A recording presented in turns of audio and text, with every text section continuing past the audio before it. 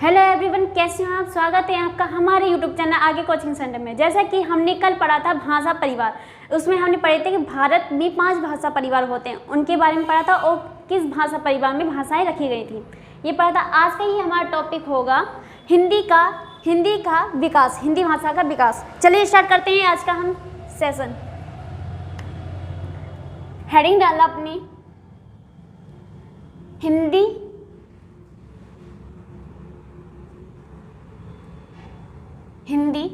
भाषा का विकास। हिंदी भाषा का विकास।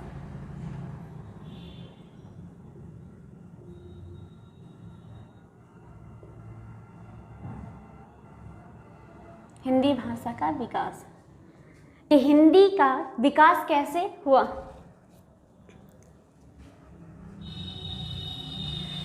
पहले हम कुछ पॉइंट देख लेते हैं इसमें। हिंदी की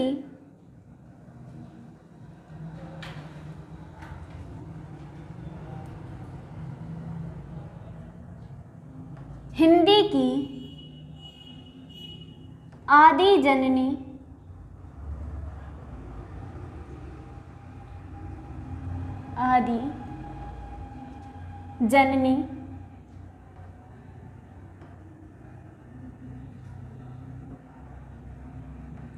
जननी संस्कृत है।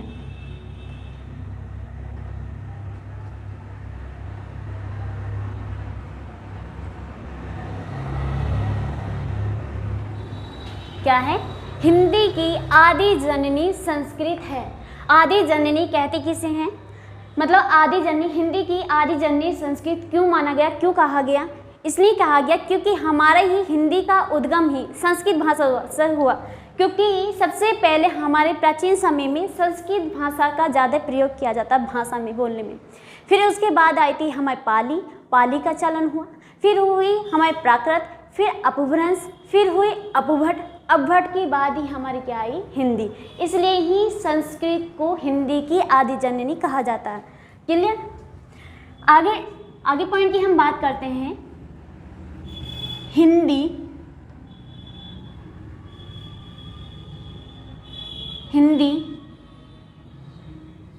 विश्व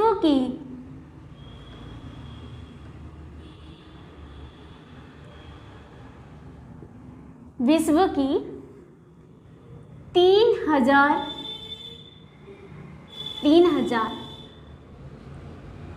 भाषाओं में से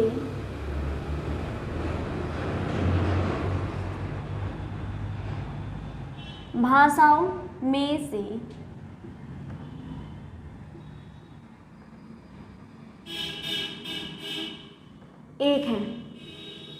क्या है? हिंदी जो है हमारी विश्व की 3000 भाषाओं में से एक है। आगे हम बात करें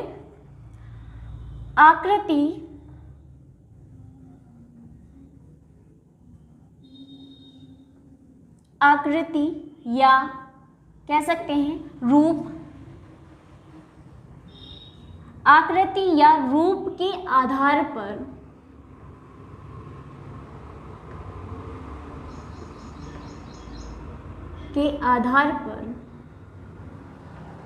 आकृति या रूप के आधार पर हिंदी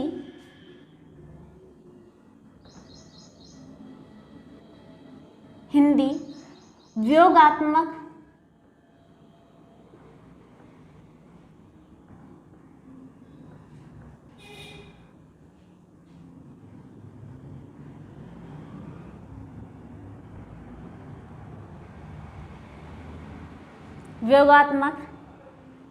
विश्लिष्ट व्योगात्मक या विश्लिष्ट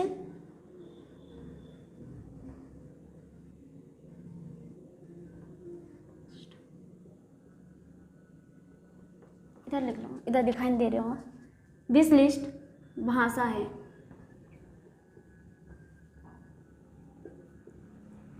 क्या कहा? आकृति या रूप के आधार पर हिंदी हमारी वियोगात्मक या विश्लिष्ट भाषा है।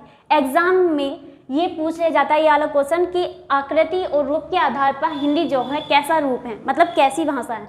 तो उसका आंसर क्या होगा? वियोगात्मक या विश्लिष्ट भाषा। क्लियर? नेक्स्ट हम बात करें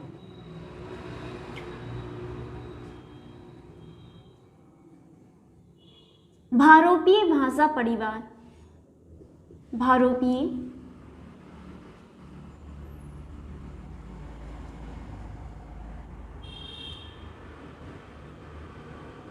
भाषा परिवार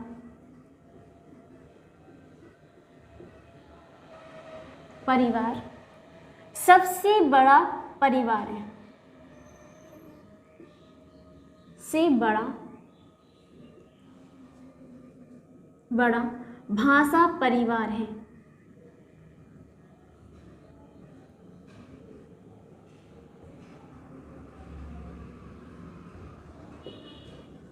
कैसा है? भारोपीय भाषा परिवार जो हमारा है सबसे बड़ा भाषा परिवार है, जो कि मैंने कल आपको पढ़ाया था। भारोपीय भाषा परिवार जिसको ही हम इंडो आर्यन भाषा परिवार भी बोलते हैं। इसमें ही इसकी जो भाषाएं आती हैं, इसमें जो भाषा परिवार में जो भाषाएं रखी गई हैं उन भाषाओं को 73% बोला जाता है। क्लियर? आगे की हम बात करें, यहाँ पे हेडिंग डाल लेना हिंदी डालकर, हिंदी हेडिंग डालना हिंदी। हिंदी जो है भारोपीय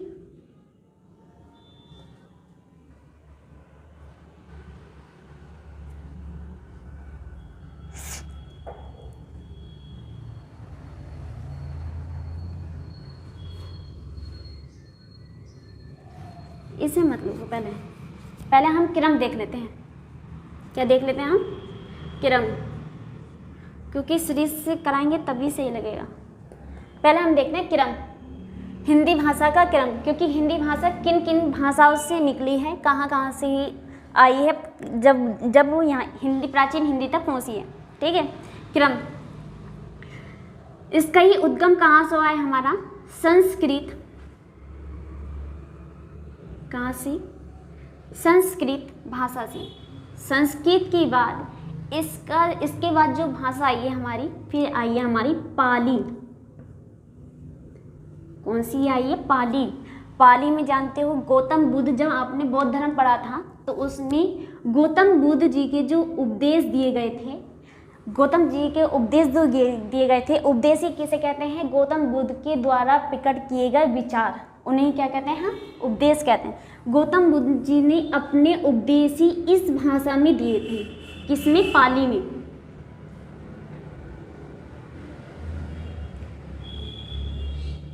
उपदेश, गौतम बुद्ध जी के उपदेश किसमें? पाली भाषा में। ठीक है? इसके बाद आई हमारी प्राकृत। पाली के बाद आई कौन सी भाषा? प्राकृत। प्राकृत में आप जानते हैं महावीर स्वामी जी के, जो कि जैन धर्म के संस्थापक थे, 24वें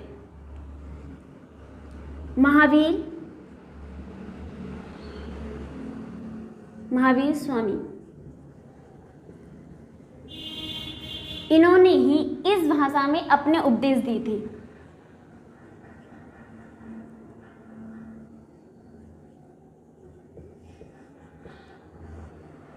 ये कौन से धर्म से थे? महावीर स्वामी जैन धर्म से थे।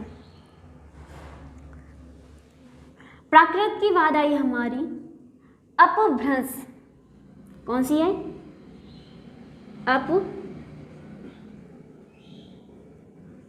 अपभ्रंश। अपभ्रंश की बाद आई हमारी अबहट।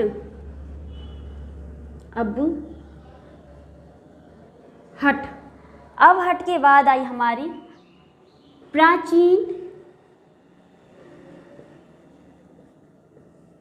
प्राचीन या प्रारंभिक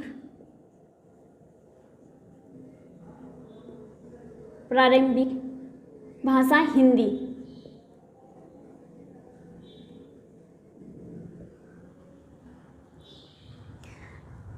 हम पहले शुरू से देख लेते हैं। हमारा टॉपिक क्या था, आज की हेडिंग क्या थी, हिंदी की भाषा का विकास। उसमें हमने देखा हिंदी की आदि जननी संस्कृत है। ठीक है, मैंने आदि जननी आपको बता दिया था। हिंदी जो है विश्व की 3000 भाषाओं में से एक है। मतलब हिंदी जो हमारी विश्व की 3000 भाषाओं में से एक भाषा है। आकृति या रूप के आधार पर हिंदी क्या है, व्योगात्मक या विश्लिष्ट भाषा है। एग्जाम में ज़्यादातर ये क्वेश्चन पूछ लिया जाता है। नेक्स्ट है हमारा पॉइंट, भारोपीय भाषा परिवार सबसे बड़ा भाषा परिवार है। मैंने कल आपको बताया था भाषा परिवार में हमारा सबसे ही छोटा भाषा परिवार कौन सा है, अंडमानी भाषा परिवार। कल की वीडियो में मैंने आपको बता दिया था, लिखवा भी दिया था। और हम देखते हैं कि आदि जननी क्यों कहा जाता है संस्कृत को। अब इसमें क्रम देखते हैं हिंदी के। पहला ही हमारे से इसका क्रम है संस्कृत, क्योंकि संस्कृत से ही उद्गम हुआ है हमारे हिंदी भाषा का। पहले आई संस्कृत, फिर पाली में गौतम बुद्ध जी के उपदेश दिए जाते थे। फिर आई प्राकृत, जिसमें महावीर स्वामी जी के उपदेश दिए जाते थे। फिर आई उसके बाद अपभ्रंश, फिर अबुहट, फिर प्राचीन हिंदी या प्रारंभिक हिंदी। क्लियर? अब हम देखते हैं आगे।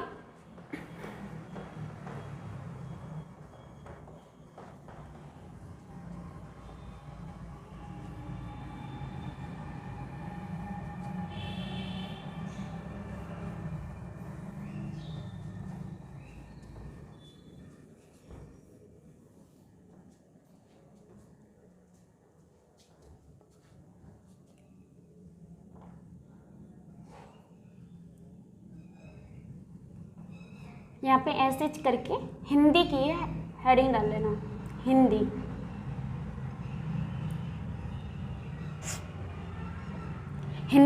हिंदी क्या है, हमारी भारोपीय भाषा परिवार की। भारोपीय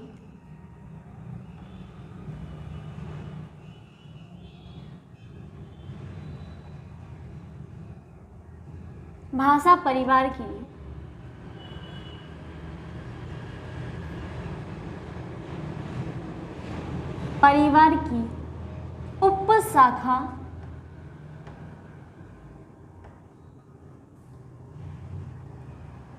उपशाखा की एक भाषा है।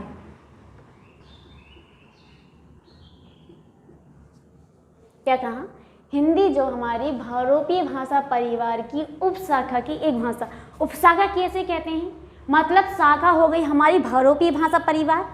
भारोपीय भाषा परिवार में जितनी भाषाएं आती हैं वो हो गई हमारी उपशाखा, और उपशाखा में से ही जो हमारी हिंदी निकली है, कहाँ से निकली है, हमारी संस्कृत भाषा से। तो ये हो गई हमारी एक भाषा, क्योंकि ये संस्कृत से निकली है। क्लियर? आगे देखते हैं। ये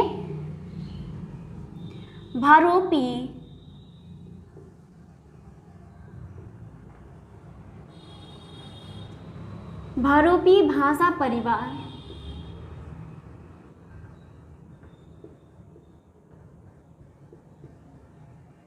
में आर्य भाषा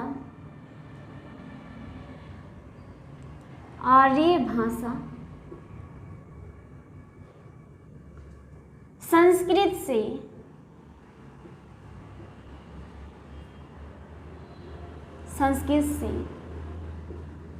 विकसित हुई है।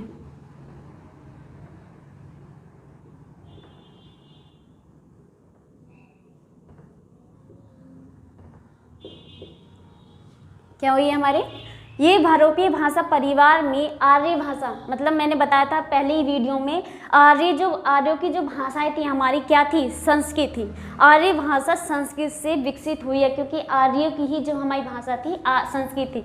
आर्य जो समाज के लोग थे वो संस्कृत भाषा में बोलते थे। क्लियर?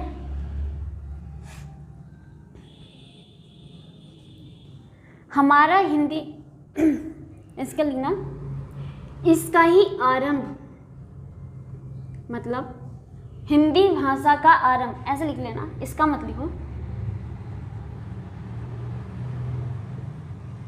हिंदी भाषा का आरंभ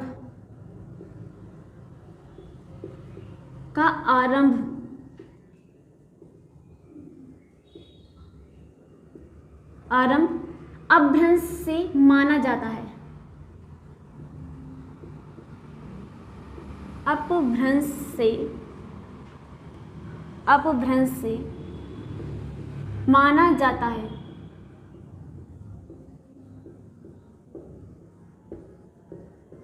आप क्या होगे, अपभ्रंश के बाद तो अभ्भट आता है, लेकिन अपभ्रंश से क्यों माना जाता? लेकिन जो हिंदी में जो हमारा हिंदी का जो माना जाता है, उसका हिंदी का जो आरंभ माना जाता है वो अपभ्रंश से ही माना जाता है। क्लियर? अब हम देखेंगे आधुनिक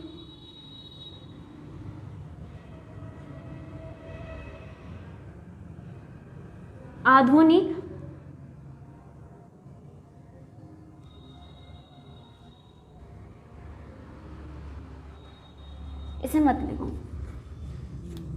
लिखना भारतीय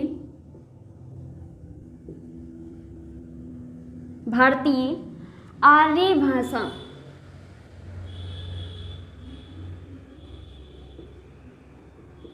भारतीय आर्य भाषा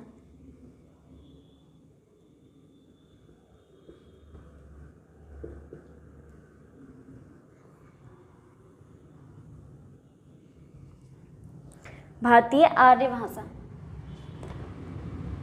इसमें देखेंगे हम समय काल कि किस किस समय काल में कौन कौन सी भाषाएं हमारी बोली गई थी। इसमें ही 3 भागों में हमने बांटा, मतलब 3 भागों में बांटा गया।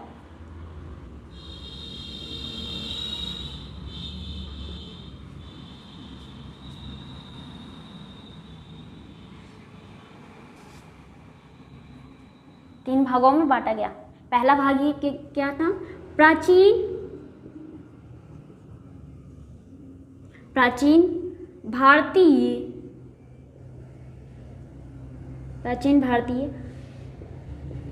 आर्य भाषा। प्राचीन भारतीय आर्य भाषा, इसका ही समय काल था हमारा 1500 ईसा पूर्व से लेके 500 ईसा पूर्व। क्या था?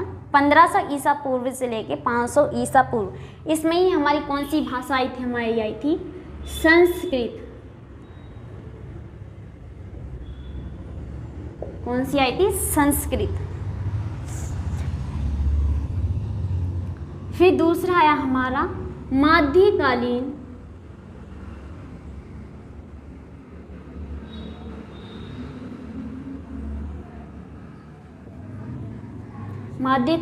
भारतीय आर्य भाषा।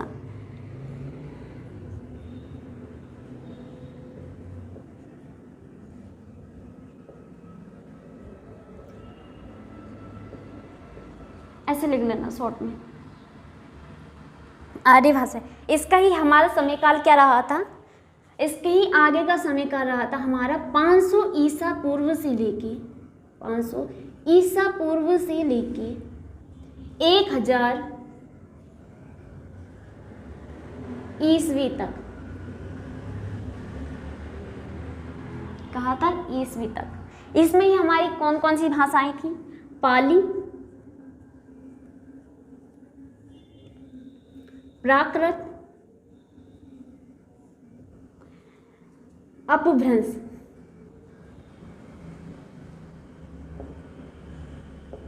कौन सी आई थी? पाली, प्राकृत, अपभ्रंश। फिर इसके बाद हमारा तीसरा आया भाग आधुनिक। ये थोड़ा ऊपर हो गया।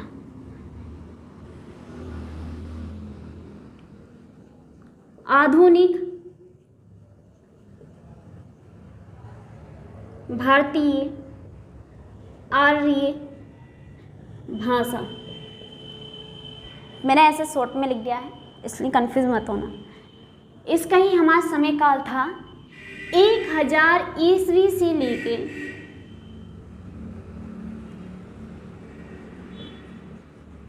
ईस्वी से लेके अब तक, मतलब अब तक, वर्तमान समय तक, अब तक मतलब वर्तमान समय तक, इसमें ही हमारी कौन सी भाषा आई? हिंदी। क्योंकि अब तक मैंने इसलिए लिखा क्योंकि हिंदी का चलन भी अभी तक हो रहा है वर्तमान समय में।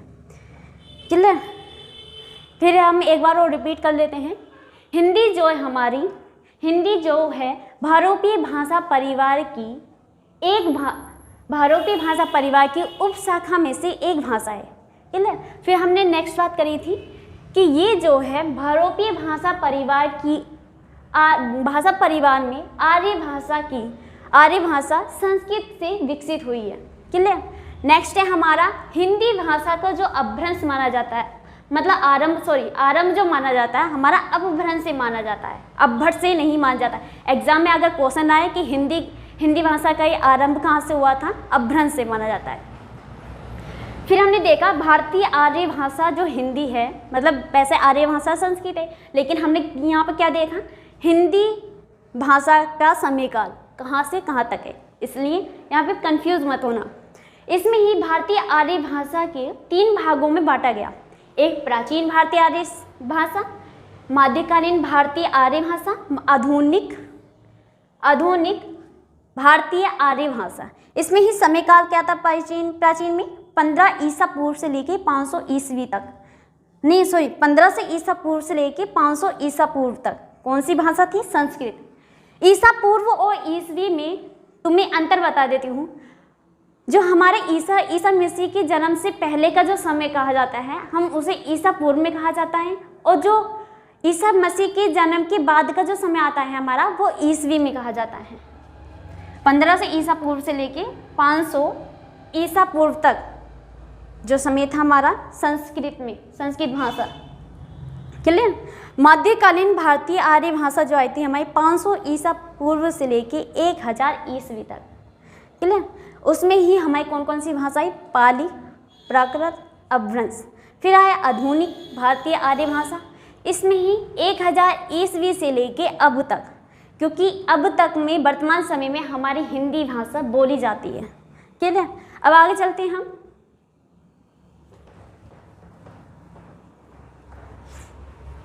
किसी भी टॉपिक या किसी भी पॉइंट को अगर आपको समझ में ना आए तो कमेंट करके पूछ लेना, हम हाथों हाथ ही करंटली आपको इसका जवाब अगली वीडियो में दे देंगे जहाँ भी समझ में ना। और इसलिए ज़्यादा से ज़्यादा इन वीडियो को शेयर कीजिए जिससे ये वीडियो हमारे हर बच्चे तक पहुँच सके।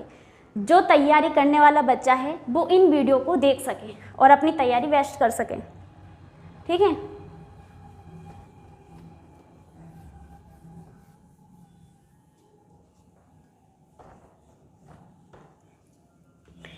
पहले हम प्राचीन भारतीय आर्य भाषा का समय उठाएंगे। इसमें देखते हैं, पहले एक एक करके देखते हैं एक एक भाग को।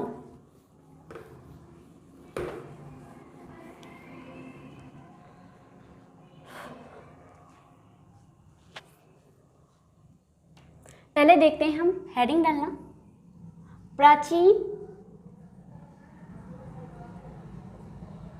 प्राचीन भारतीय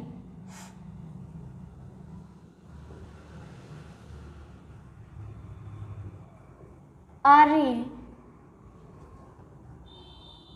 भाषा।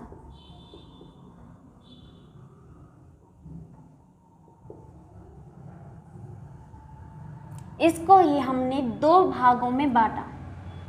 कितने? 2 भागों में बांटा।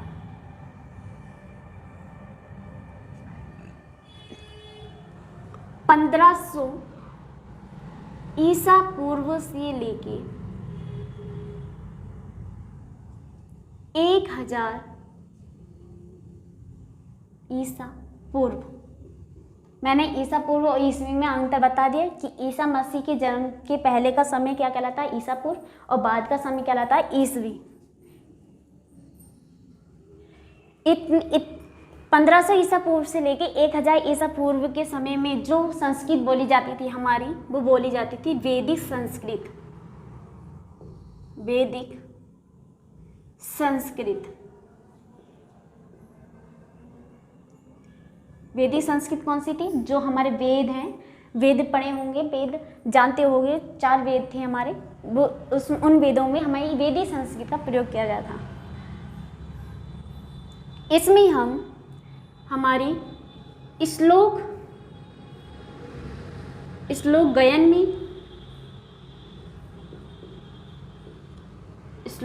में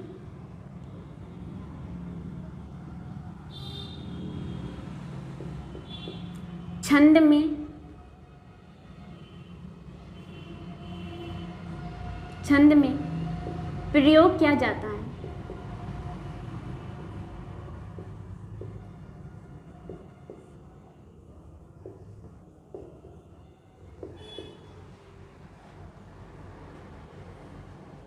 मतलब श्लोक गाने में और छंद में प्रयोग किया जाता है।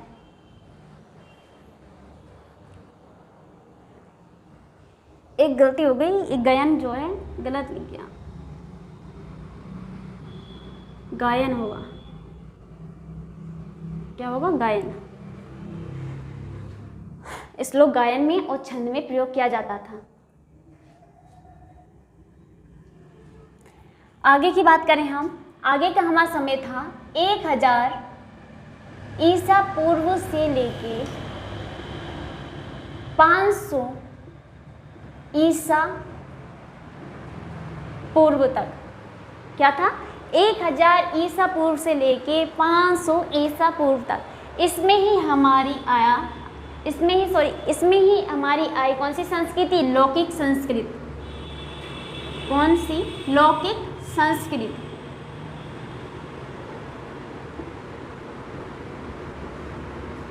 इस संस्कृत का जो प्रयोग किया जाता था, पाणिनि मतलब किसी व्यक्ति का नाम है।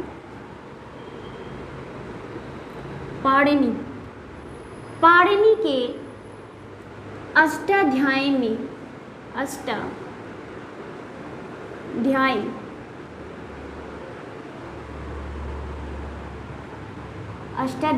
ऐसे कर लेना, अष्टाध्यायी में प्रयोग किया जाता था।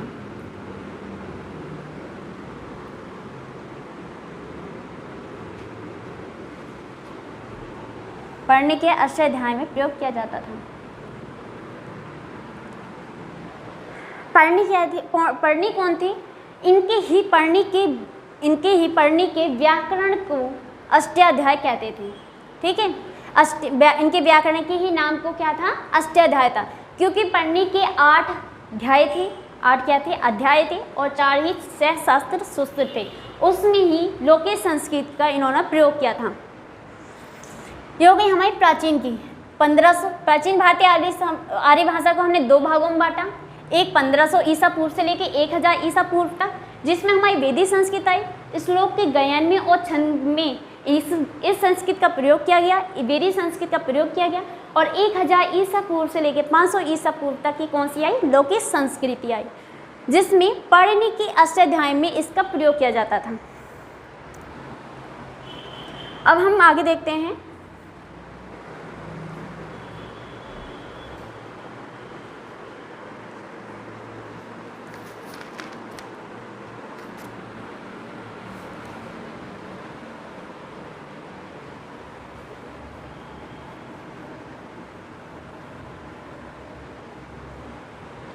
पढ़ने के अष्टाध्यायी में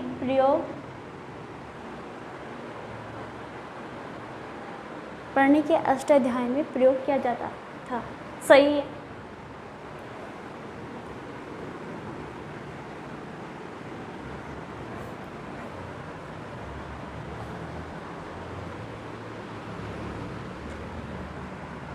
अब देखते हैं मध्यकालीन। हेडिंग डालना अपनी, मध्यकालीन।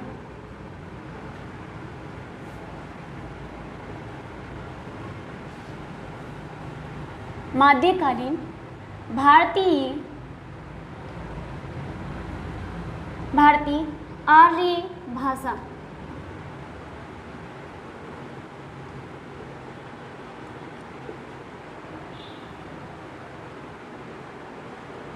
कौन से थे? मध्यकालीन भारतीय आर्य भाषा। इसे ही कितने भागों में बांटा गया?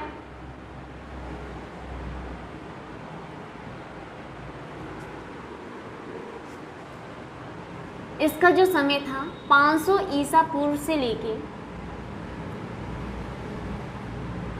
1 ईस्वी तक,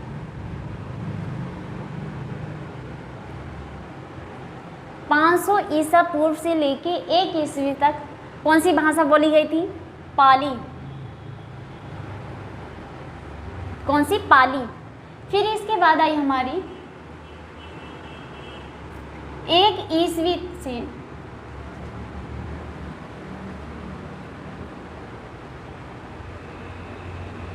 1 ईस्वी से 500 ईस्वी तक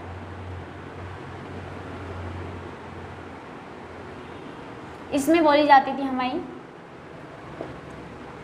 प्राकृत। फिर इसके बाद आई हमारी, इसके बाद का जो समयकाल है, फिर आया हमारा 500 ईस्वी से लेके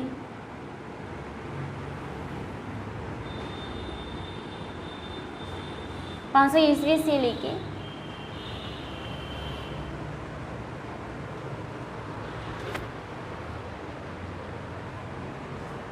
क्या था? 500 ईस्वी से लेके 1000 ईस्वी तक।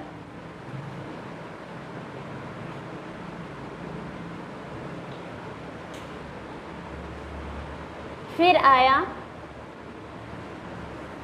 नीचे कर लेना, ऐसे दिखाई नहीं दे रहा होगा शायद आपको, यहाँ से आई फिर हमारी अपभ्रंश।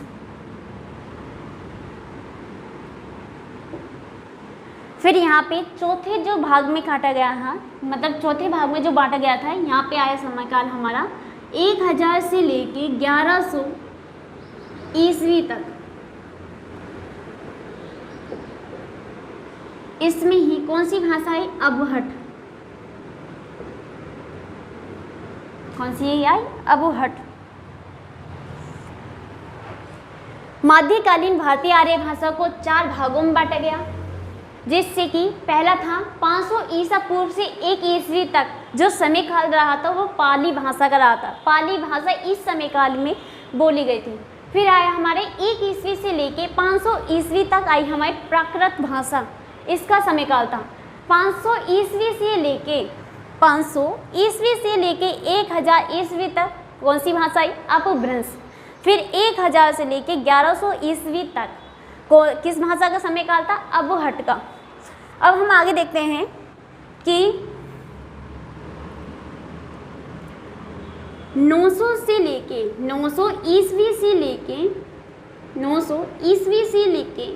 1000 ईस्वी तक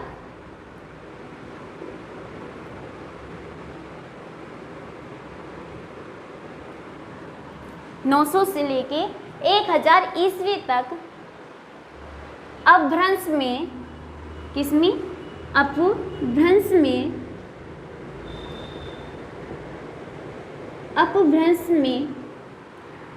अपभ्रंश में एक थे कवि डॉक्टर भोलानाथ तिवारी। उन्होंने ही इसके अपभ्रंश में,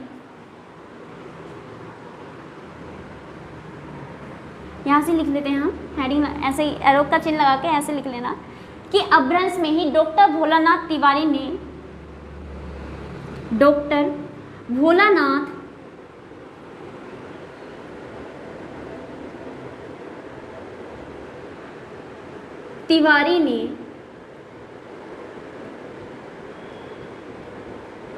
अपभ्रंश के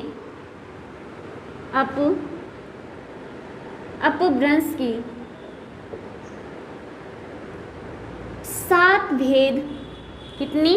हमारे 7 भेद स्वीकार किए।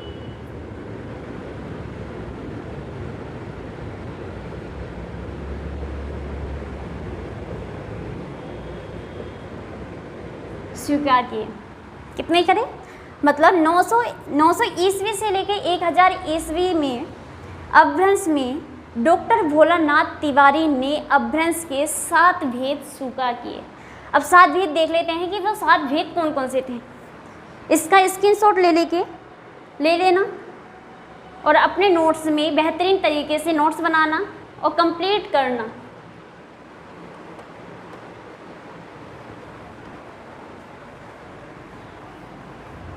और किसी भी चीज़ में, किसी भी पॉइंट में, किसी भी टॉपिक में अगर डाउट हो तो कमेंट करके प्लीज़ पूछ लेना।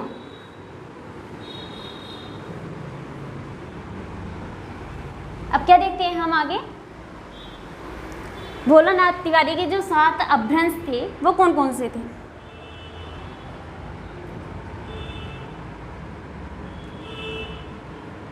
पहला था हमारा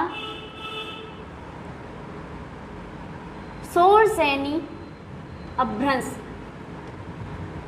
शोरसेनी अपभ्रंश।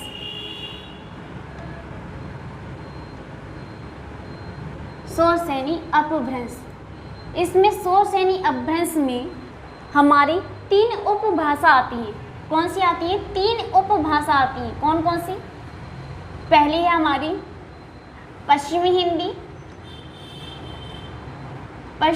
हिंदी,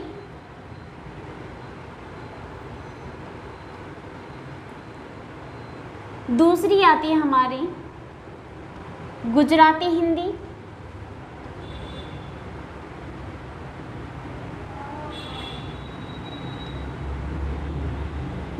हिंदी, तीसरी आती है हमारी राजस्थानी हिंदी।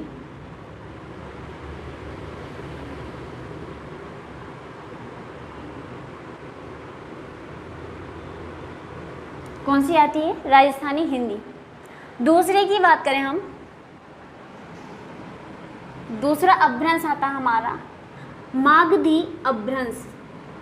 कौन सा? मागधी अपभ्रंश।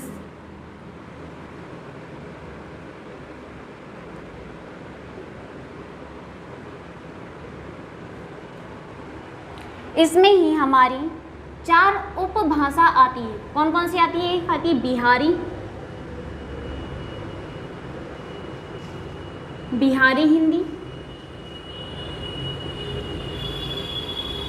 दूसरी आती है हमारी बांग्ला,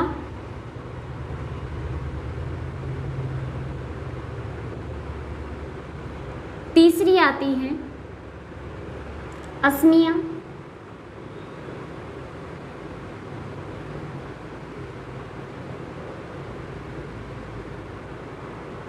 चौथी आती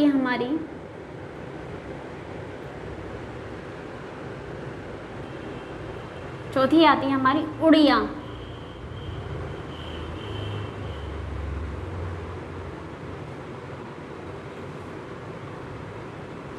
कौन सी? उड़िया। तीसरा आता है हमारा अपभ्रंश अर्धमागधी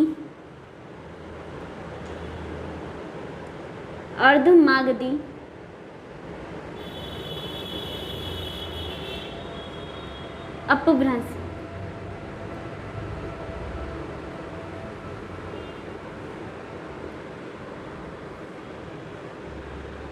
इसमें ही आती है हमारी एक उपभाषा। कौन सी? वो भी पूर्वी हिंदी।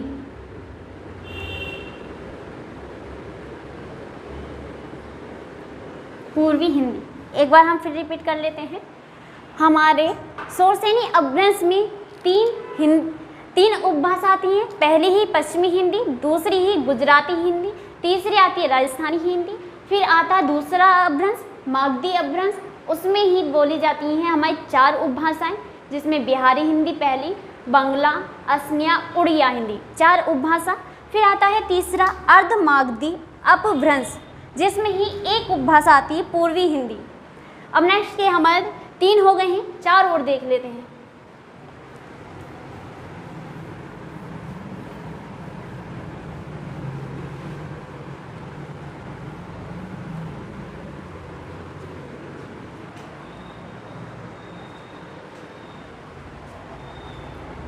कौन सा होगा? चौथा अपभ्रंश कौन सा है हमारा? खस अपभ्रंश।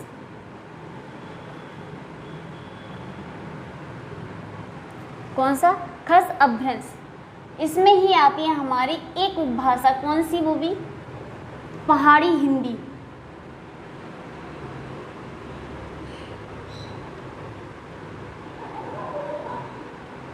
पहाड़ी हिंदी। फिर दूसरा पांचवा आता हमारा महाराष्ट्री।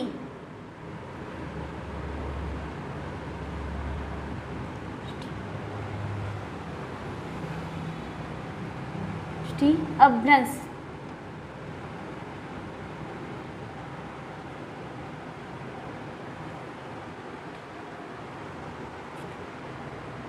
इसमें आती है हमारी मराठी हिंदी।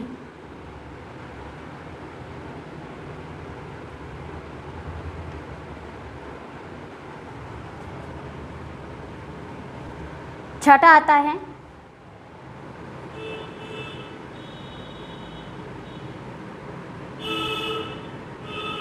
ब्रचन अपभ्रंश।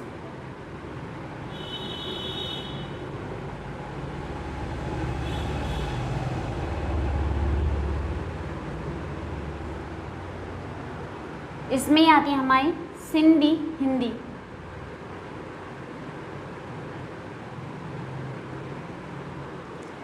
एक मिनट जाना, थोड़ी टेक्निकल प्रॉब्लम हो गई।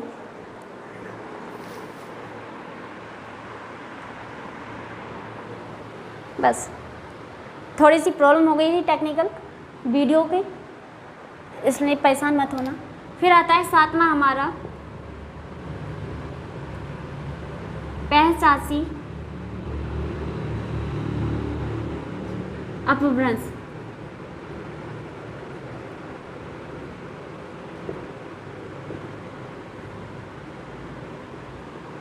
इसमें ही आती है हमारी लहंदा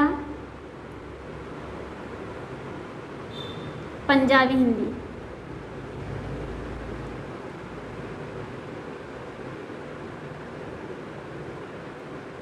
क्लियर?